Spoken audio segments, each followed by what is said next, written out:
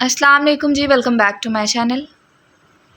आज के इस वीडियो लेक्चर में हम मॉड्यूल 42 और 43 दोनों को साथ में कवर करेंगे। बहुत सिंपल से इजी से मॉड्यूल्स हैं, एज सच बहुत डिफ़िकल्ट नहीं है। सो स्टार्ट करते हैं। पहले तो मॉड्यूल 42 देख लेते हैं। यहाँ पे बताया हुआ है अप्रोचेस टू रिसर्चिंग स्पीच।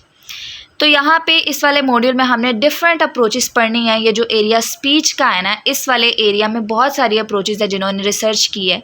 तो बेसिकली जस्ट ये मॉड्यूल उन्हीं अप्रोचेस से रिलेटेड है, ठीक है। तो यहाँ पे इंट्रोडक्शन देख लेते हैं जिसमें वो बताते हैं कि स्पीच पे रिसर्च करने की डिफरेंट अप्रोचेस हैं।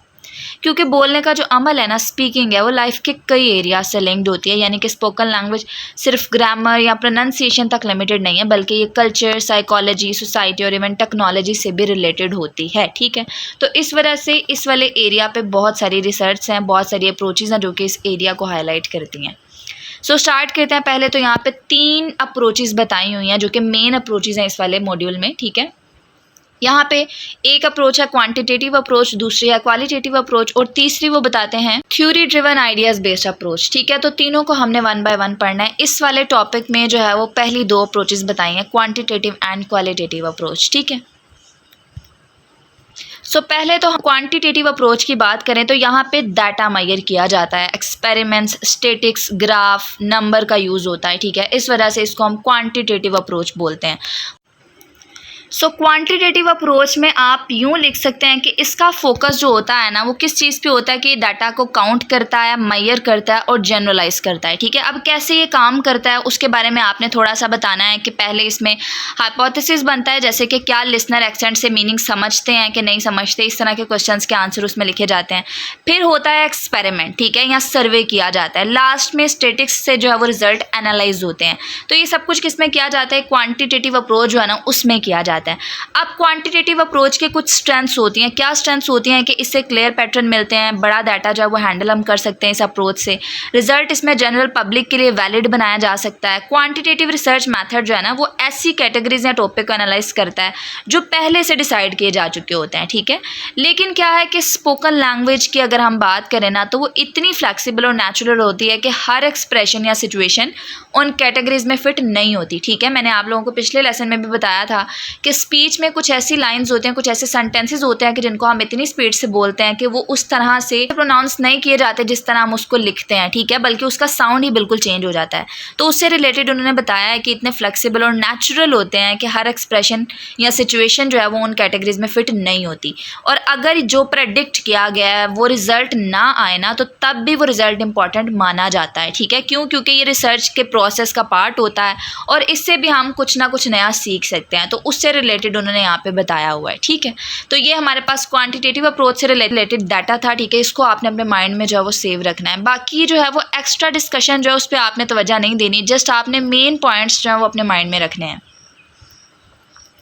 उसके अलावा क्वालिटेटिव अप्रोच की अगर हम बात करें, उसमें आपने क्या बताना है, क्वालिटेटिव अप्रोच में फोकस किस पे होता है, स्पीच का जो रियल मीनिंग होता है, टोन होता है, सोशल कॉन्टेक्स्ट होता है और इंटरेक्शन होता है ना, उसको समझना होता है इसके अंदर, ठीक है। डीपली एनालाइज किया जा रहा होता है, ऑब्जर्व किया जा रहा होता है।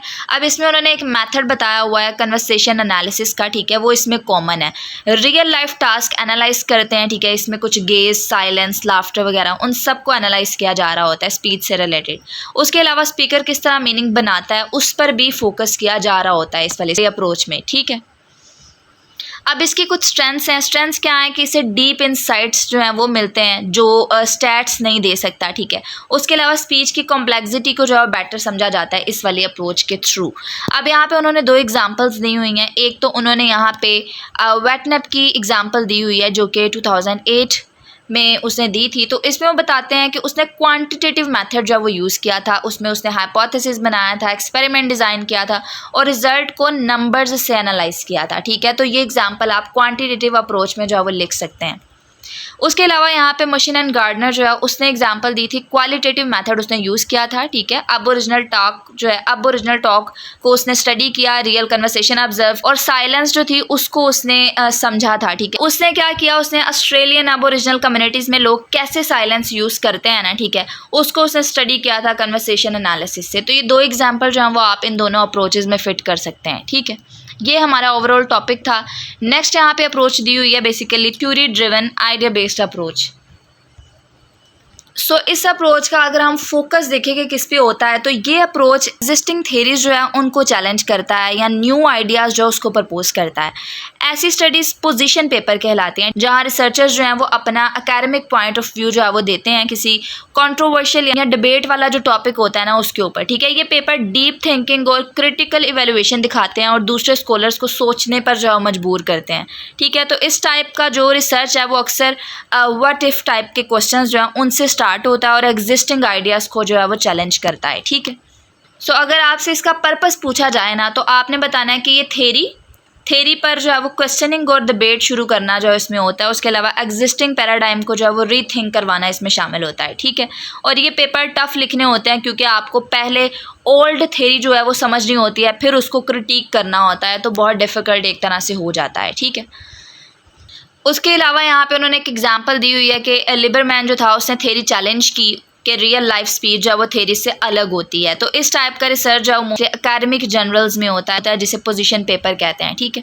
तो ये बेसिकली एक एग्जांपल यहाँ पे दी थी जो कि उन्होंने यहाँ पे डाली हुई है। उसके अलावा अगर आप इसके फीचर्स देखें तो आपने लिखना है कि कोई नया आइडिया प्रपोज करना है, इसका फीचर होता है पुरानी थेरीज को चैलेंज करना। उसके अलावा रिसर्च का जो है वो डायरेक्शन चेंज करना, वो इस वाली थेरी में जो पाया जाता है, इस वाली अप्रोच में जो पाया जाता है, ठीक है। नेक्स्ट टॉपिक हमारे पास आ जाता है न्यू डायरेक्शंस। सो इसमें बेसिकली न्यू ट्रेंड्स के बारे में बताया हुआ है इन रिसर्चिंग स्पीच। तो उसमें फर्स्ट वन हमारे पास इंटरडिसिप्लिनरी अप्रोच आ जाता है, जिसमें डिफरेंट फील्ड्स का मिल के जो है वो काम करना शामिल होता है, जैसे कि conversation analysis plus second language acquisition. उसके अलावा हेल्थ प्लस लिंग्विस्टिक्स हो गया, बिजनेस प्लस लैंग्वेज हो गया, ठीक है। तो डिफरेंट फील्ड्स जो हैं वो मिल के काम करती हैं। पहले क्या होता है, पहले अलग अलग फील्ड सेपरेट काम करती थी, ठीक है, जैसे कि कन्वर्सेशन एनालिसिस और सेकंड लैंग्वेज लर्निंग। अब ये फील्ड मिल के काम कर रही है, ज़्यादा ओपन माइंडेड और फ्लेक्सिबल अप्रोच यूज़ हो रही है, ठीक है। तो उसके बारे में उन्होंने बताया हुआ है। एग्जाम्पल में उन्होंने यहाँ पे बताया हुआ है कि अकाउंटेंसी या हेल्थ साइंस में भी जो है वो लैंग्वेज रिसर्च का यूज़ हो रहा है आपके टाइम में, ठीक है। उसके अलावा यहाँ पे उन्होंने वर्ड इंग्लिशेस और इंग्लिश एज अ लिंगा फ्रैंका जो है उसके बारे में भी बताया। इसमें वो बताते हैं कि इंग्लिश अब सिर्फ नेटिव स्पीकर की लैंग्वेज नहीं रही, नॉन नेटिव स्पीकर का इंग्लिश यूज़ भी अब स्टैंडर्ड माना जा रहा है। इस वजह से टीचिंग और असेसमेंट मेथड्स जो है ना वो चेंज हो रहे हैं। अब हम सोच रहे हैं कि क्या हमें वो इंग्लिश सिखानी चाहिए जो दुनिया यूज़ कर रही है या फिर यूके यूएस वाली। तो ये जो क्वेश्चंस है ना वो बेसिकली उठाए जा रहे हैं इनसे रिलेटेड, ठीक है। मजीद वो बताते हैं यहाँ पे कि टेक्नोलॉजी का इफेक्ट हो रहा है। नई टेक्नोलॉजी जो है उससे स्पोकन लैंग्वेज को डीपली एनालाइज करना पॉसिबल बना दिया। हम अब लार्ज स्पीच रिकॉर्डिंग्स, ट्रांसक्रिप्शंस और वीडियोस को जो है वो एक साथ एनालाइज कर सकते हैं। तो ये रिसर्च को जो है वो ज़्यादा रिच और डिटेल्ड बना रहा है, स्पेशली स्पोकन ग्रामर और इंटरेक्शन स्टडी के लिए, ठीक है। तो ये बेसिकली यहाँ पे सिंपल से स्टेप्स बताए हुए हैं, जस्ट यहाँ पे अप्रोचेस बताई हुई हैं, न्यू डायरेक्शन भी दी हुई है और जो बहुत ज़्यादा फेमस थेरीज़ हैं वो भी यहाँ पे बताई हुई हैं। उसके अलावा अब हम मूव करते हैं नेक्स्ट वाले मॉड्यूल पे, जो कि है module 43, spoken language and the classroom. Main topic जो है वो हमारा है the status of speaking in classroom. So इसमें हम बात करेंगे स्पोकन लैंग्वेज के रोल की, कि वो क्लासरूम में क्या होता है और क्यों ये लैंग्वेज टीचिंग का एक बहुत इंपॉर्टेंट हिस्सा माना जाता है, ठीक है। तो यहाँ पे हिस्ट्री दी हुई है, वो बताते हैं कि हिस्टोरिकली देखा जाए तो स्पोकन इंटरेक्शन को हमेशा से एक स्पेशल स्टेटस मिला है लैंग्वेज टीचिंग में, ठीक है। चाहे सिलेबस में स्पीकिंग लिखा हो या ना लिखा हो, इसका असर टीचिंग प्रैक्टिस पे ज़रूर पड़ता है, ठीक है। स्पोकन फॉर्म को लैंग्वेज लर्निंग के लिए 3 मेजर वेज में जो है वो यहाँ पे समझाया गया, जो कि यहाँ पे वो बता रहे हैं, ठीक है। तो 3 मेजर वेज में देखें तो पहले तो हमारे पास नेचुरल मेथड या ओरल अप्रोच आ जाती है, ठीक है। वो कहते हैं कि लैंग्वेज नेचुरली तब सीखी जाती है जब लर्नर रियल लाइफ कन्वर्सेशन को सुनता है, ठीक है, बिना किसी ग्रामर रूल्स के। अब उसका कहना है, वो क्या कहते हैं, वो कहते हैं कि लैंग्वेज नेचुरली तब सीखी जाती है जब लर्नर रियल लाइफ कन्वर्सेशन को सुनता है बिना किसी ग्रामर रूल के, ठीक है। और ये 1900 से जो है वो स्टार्ट हुआ था, उसके स्टार्ट से 1960s तक जो है वो पॉपुलर रहा ये वाला मेथड। उसके बाद यहाँ पे डायरेक्ट मेथड की बात आ जाती है। डायरेक्ट मेथड ने कहा कि टीचर और स्टूडेंट सिर्फ टारगेट लैंग्वेज में इंटरेक्ट करें और ट्रांसलेशन अवॉइड की जाए। सबका जो फोकस था वो बेसिकली स्पीकिंग के इर्द गिर्द ही था, ठीक है, सब में स्पीकिंग ही सेंट्रल थी। उसके बाद ऑडियो लिंगुअल मेथड आया, ठीक है, स्पेशली यूएसए में पॉपुलर हुई। इसमें रेपिटेशन और ड्रिल्स का यूज़ होता था, स्टूडेंट बार बार रिपीट करते थे डायलॉग ताकि फ्लुएंसी और करेक्ट ग्रामर जो डेवलप हो सके। फिर उसके बाद यहाँ पे आई हमारे पास कम्युनिकेटिव अप्रोच, जिसका फोकस सिर्फ करेक्ट ग्रामर पर नहीं बल्कि रियल कम्युनिकेशन पर था, ठीक है। तो इसमें क्या होता था कि लर्नर एक्चुअल आइडियाज़ एक्सप्रेस करता था, नॉट जस्ट करेक्ट सेंटेंसेस, ठीक है।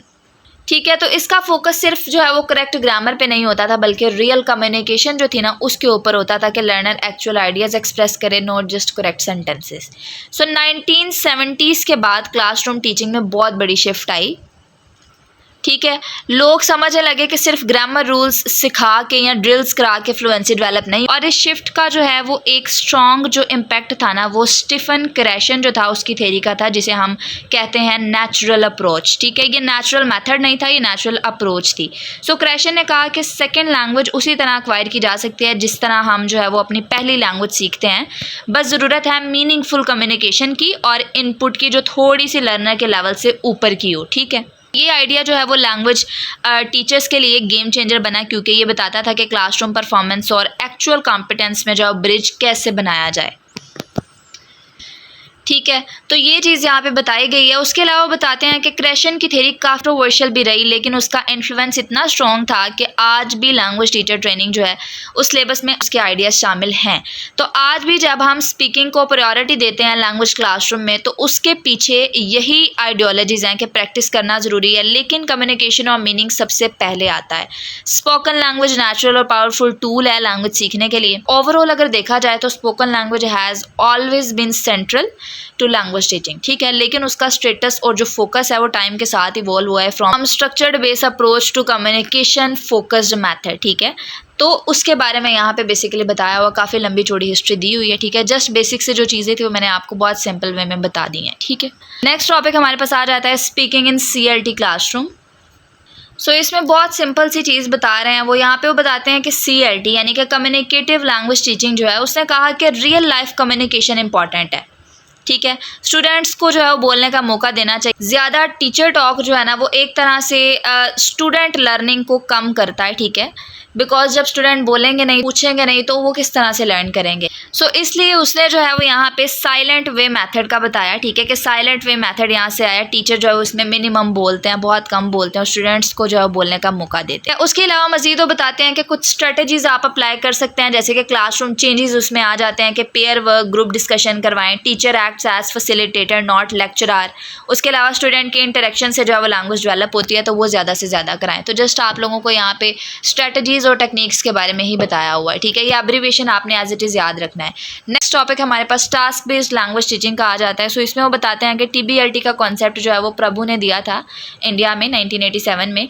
और TBLT का कोर आइडिया क्या है कि जब स्टूडेंट रियल वर्ल्ड टास्क करता है, ठीक है, जैसे कि किसी से रास्ता पूछना, इंटरव्यू लेना, ठीक है, तो वो नेचुरली जो है वो इसमें लैंग्वेज यूज़ करता है, टास्क वगैरह जो वो करता है। तो ग्रामर सिखाने की ज़रूरत नहीं होती, लैंग्वेज यूज़ से ही लर्निंग हो जाती है इसमें। जैसे TBLT का जो है लेसन स्ट्रक्चर वो यहाँ पे बताते हैं कि पहले तो वार्म अप डिस्कशन जो है, यानी कि आप टॉपिक इंट्रोड्यूस कर सकते हैं, जो कि warm up discussion first step होता है। ठीक है, दूसरा टास्क इंस्ट्रक्शन, ठीक है, रोल समझाना। तीसरा टास्क फेज, मतलब इसमें स्टूडेंट्स जो होते हैं वो टास्क कंप्लीट करते हैं। और फोर्थ वन हमारे पास फीडबैक एंड रिफ्लेक्शन आ जाता है, जिसमें लैंग्वेज पे बात होती है, करेक्शन मिलती है। ठीक है, करेक्शन होती है, पीयर फीडबैक मिलता है। ठीक है, तो स्टूडेंट्स जो है वो इंडिपेंडेंट बन जाते हैं, टीचर जस्ट गाइड करता है। ठीक है, इस वाली अप्रोच में तो ये भी इंपॉर्टेंट अप्रोच है, इसको भी आपने याद करना है, इंपॉर्टेंट टीचिंग मेथड है। नेक्स्ट हमारे पास आ जाता है कि स्पीकिंग को रिसर्च और प्रैक्टिस से लिंक करना। तो इस टॉपिक में बेसिकली ये लास्ट टॉपिक है आई थिंक। इसमें बताते हैं स्पीकिंग को रिसर्च और प्रैक्टिस से लिंक कैसे करते हैं। लिंक करने के बारे में बताते हैं कि अच्छी स्पीकिंग एक्टिविटी प्लान करना जो है वो सिर्फ बोलने से नहीं होता, बल्कि स्मार्ट डिज़ाइन और रिसर्च बेस्ड प्लानिंग भी चाहिए होती है। ठीक है, तो इसमें उन्होंने कुछ इंपॉर्टेंट एस्पेक्ट्स बताए हैं स्पोकन लैंग्वेज के, जिसमें वो बताते हैं कि इंटरैक्टिव होती है, लिसनर और स्पीकर जो है वो दोनों एक्टिव होते हैं। उसके अलावा रियल टाइम में होती है, टाइम नहीं होता सोचने का। ठीक है, आपको इंस्टेंट जो है वो जवाब देना होता है और डिले नहीं करना होता। उसके अलावा पर्सनल होता है कि राइटिंग की तरह ये फॉर्मल नहीं होता। ठीक है, ऑब्वियसली ये जो है वो बेसिकली लिंक्ड होती है डायरेक्टली इंडिविजुअल से जो कि इसको प्रोड्यूस कर रहा होता है, जबकि राइटिंग में जो है वो ऑब्वियसली वो फॉर्मल होती है।